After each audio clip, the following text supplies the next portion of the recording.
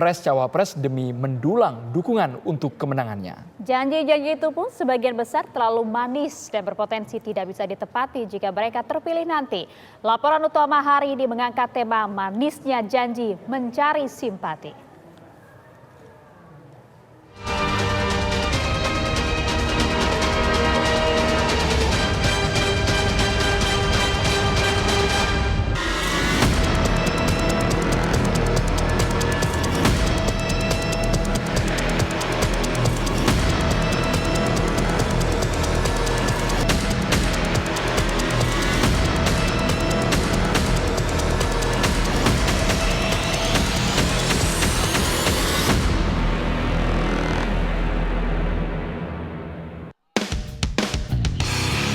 Janji manis politik menyemburat dalam setiap kegiatan capres-cawapres dan tim suksesnya. Mereka berlomba-lomba menebar janji untuk menarik hati rakyat. Harapannya satu, mayoritas rakyat terbuai janji dan memilih mereka di hari keramat 14 Februari 2024 nanti.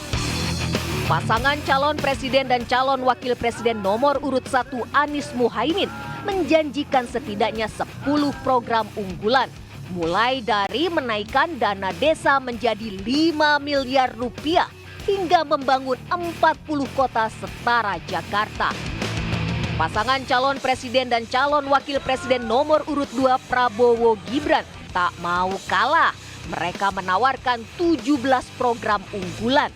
Mulai dari susu dan makan siang gratis bagi siswa hingga renovasi 40 rumah per desa per tahun. Sedangkan pasangan calon presiden calon wakil presiden Ganjar Mahfud paling banyak menawarkan janji politik. Mereka menjanjikan 21 program unggulan, mulai dari internet cepat gratis hingga menaikkan gaji guru hingga 30 juta rupiah. Pakar politik UNJ Ubedillah Badrun menilai wajar jika capres-cawapres obral janji manis. Mereka berharap bisa menjaring suara dengan cara yang mudah. Namun, seberapa realistis janji tersebut? Persoalan uang dari mana untuk menganggarkan uang itu? Kita perlu kalkulasi detail anggaran dari APBN itu alokasinya seperti apa. Jadi sebetulnya untuk memeriksa apakah itu janji manis atau tidak, itu adalah seberapa rasional program itu mampu diterjemahkan di dalam anggaran. Lalu anggarannya dari mana? Lalu berapa persen dari APBN? Itu kan persoalan. Kalau nggak rasional ya dia hanya seperti janji manis. Ia menilai sebagian besar janji manis tersebut jika diterapkan dalam program kerja akan menguras APBN. Salah satunya janji paslon nomor urut 1 yang menjanjikan tunjangan 6 juta rupiah bagi ibu hamil. Janji manis dari pasangan 01 Amin itu diantara misalnya akan memberikan bantuan sekitar 6 juta lebih untuk mereka perempuan yang hamil, bantuan untuk ibu hamil.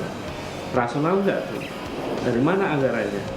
Kalau dari kecenderungan ibu hamil, ya trennya itu dari 1 tahun itu, lalu dia dikasih bantuan misalnya 6 juta lebih, dikalikan jumlah tren dari ibu hamil setiap tahun, itu kalau tidak salah anggarannya sangat besar itu anggarannya triliunan gitu. Begitu pula janji susu dan makan siang gratis bagi siswa yang digaungkan oleh paslon nomor urut 2. Program itu setidaknya membutuhkan dana 400 triliun rupiah per tahun. Paslon 02 misalnya, Prabowo Gibran, ada janji manis misalnya memberikan susu, minuman susu untuk seluruh pelajar di Indonesia. Saya coba kalkulasi tadi sebentar, itu banyak sekali. Kalau satu hari 1 kali minum susu saja, itu dikalikan jumlah siswa yang jumlahnya jutaan, dikalikan harga susu, itu angkanya bisa sekitar 20 triliun. Bahkan lebih, itu kan satu bulan. Kalau 1 tahun, itu bisa sampai 400 triliun. Sedangkan paslon nomor urut 3 paling agresif dalam mengumbar janji. Jika janji-janji itu dipenuhi, negara harus mengeluarkan anggaran yang sangat besar. Sama juga dengan Ganjar Pranowo yang janjinya program unggulannya lebih banyak dari kandidat yang lain sampai 21. Mampu nggak janji unggulan 21 program itu bisa dilaksanakan, itu juga janji manis. Termasuk janji manis akan memberikan internet gratis, itu angkanya triliunan juga, bisa puluhan triliun dalam 1 tahun. Dari mana anggarannya? Bagaimana melihat postur APBN skala prioritas seperti apa? Kalau kemudian nggak rasional, ya janji manis juga.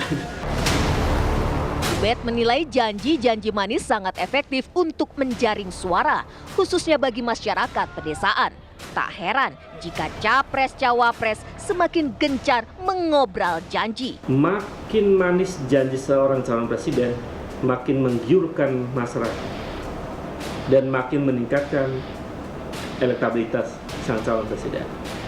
Karena banyak masyarakat kita ini, ya kita harus paham bahwa 60% penduduk Indonesia itu lulusan SMP. Yang kalau dalam kategorisasi pemilih, itu masuk kategori pemilih yang irasional. Bagaimana tanggapan rakyat terhadap obral janji manis capres-cawapres? Percayakah mereka dengan janji-janji manis tersebut? Percaya sih, karena semua bakal dikasih waktu kan. Setiap presiden pasti untuk masalah durasinya paling 5 tahun untuk menjabat. Kalau saya pribadi sangat optimis, apa yang saya yakini Bapak ini akan melakukan janjinya gitu. Waduh, berat juga nih kayaknya. Kayak kalau ya semoga ya. Nggak percaya sih, karena nggak mungkin aja sih. Rakyat selayaknya tidak menelan mentah-mentah janji-janji manis tersebut. Karena berdasarkan pengalaman dalam banyak kontestasi politik, janji-janji itu tidak ditepati dan tidak bisa ditagih.